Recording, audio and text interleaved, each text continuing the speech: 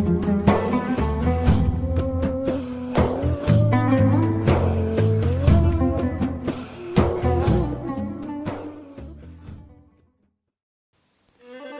لله رب العالمين، والصلاة والسلام على سيدنا محمد المبعوث رحمة للعالمين.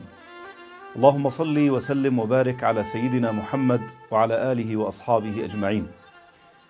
وبعد أيها الأحباب، فإن الله سبحانه وتعالى اصطفى من الخلق أنبياءه، واصطفى من الأنبياء سيدنا محمد صلى الله عليه وآله وصحبه وسلم، واصطفى من الناس أمة سيدنا محمد فجعلها خير الأمم، وجعل خير هذه الأمة أصحابه، وخير القرون قرنه صلى الله عليه وآله وصحبه وسلم. فلا شك أن أصحاب النبي صلى الله عليه وسلم هم صفوة الناس الذين اختارهم الله سبحانه لصحبة سيد الناس صلى الله عليه وسلم في خير الزمان. وأن القرآن الكريم ليثني عليهم في كثير من الآيات مما يدل على فضلهم وعلى عظم شأنهم ومكانتهم عند الله سبحانه وتعالى. وفي الآيات نقرأ قوله تعالى: والذين جاءوا من بعدهم يقولون ربنا اغفر لنا ولإخواننا الذين سبقونا بالإيمان ولا تجعل في قلوبنا غلا للذين آمنوا ربنا إنك رؤوف رحيم. ولذلك قال الإمام الرازي رحمه الله، قال: إن من شأن من جاء بعدهم، أي بعد الصحابة رضي الله عنهم، لأن هذه الآية جاءت بعد ذكر الصحابة من المهاجرين والأنصار. قال: من شأن من جاء بعدهم أن يدعو لهم بالرحمة والمغفرة، ومن أساء لهم فإنه خارج من جملة المسلمين. فرضي الله عنهم وأرضاهم. لقد أثنى الله عليهم وشهد لهم في القرآن الكريم بالرضا. قال سبحانه وتعالى: لقد رضي الله عن الذين يبايعونك تحت الشجرة. وقال سبحانه وتعالى في حقهم: والسابقون الأولون من المهاجرين والأنصار والذين اتبعوهم بإحسان رضي الله عنهم ورضوا عنه. فما أعظمها من شهادة من الله سبحانه وتعالى. شهد لهم سبحانه وتعالى بالتوبة، حيث قال: لقد تاب الله على النبي والمهاجرين والأنصار الذين اتبعوه في ساعة العسرة.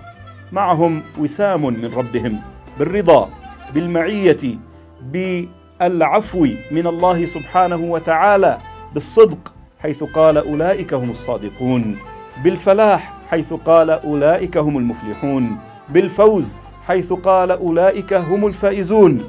كل ذلك في آيات تحدثت عن الصحابة رضي الله عنهم وأرضاهم. من منا معه مثل هذا الوسام؟ من منا يصل إلى مثل ذلك المقام؟ نحن نتردد بين الخوف من عقاب الله وسخطه، وبين الرجاء برضا الله سبحانه وتعالى وثوابه. لكن الصحابة رضي الله عنهم نزلت فيهم الآيات التي تؤكد رضا الله عنهم وعفو الله سبحانه وتعالى عنهم وتوبة الله سبحانه وتعالى عليهم، وما أعد الله لهم من الجنات.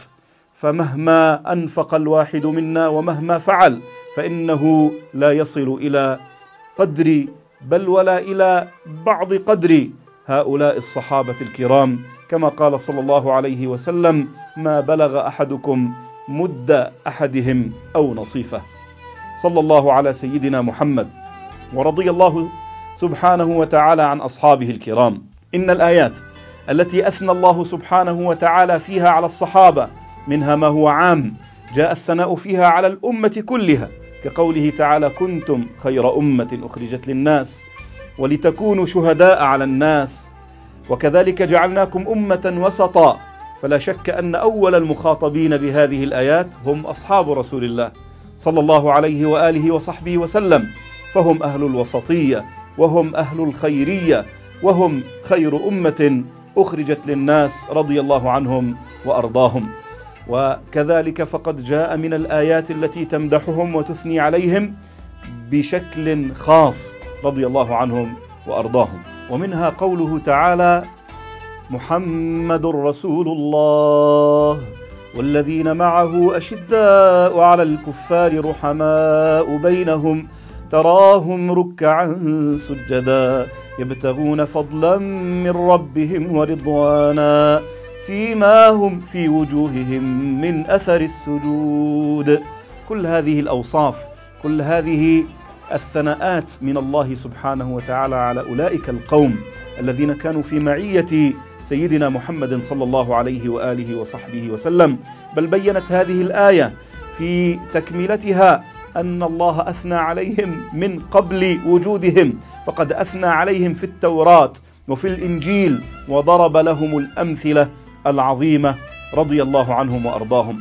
فما أعظم شأن قوم أثنى الله عليهم في الكتب السماوية السابقة قبل خروجهم إلى عالم الدنيا.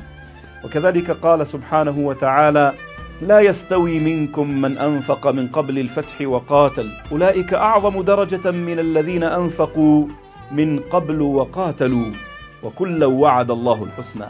فبين الله أنه وعد الصحابة جميعا بالحسنى بكل فئاتهم، من أنفق من قبل ومن أنفق من بعد.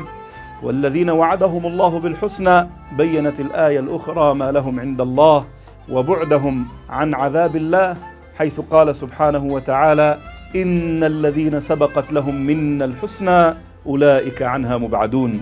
لذلك قال علماء أهل السنة أن الصحابة من أهل الجنة رضي الله عنهم وأرضاهم بشهادة هذه الآيات.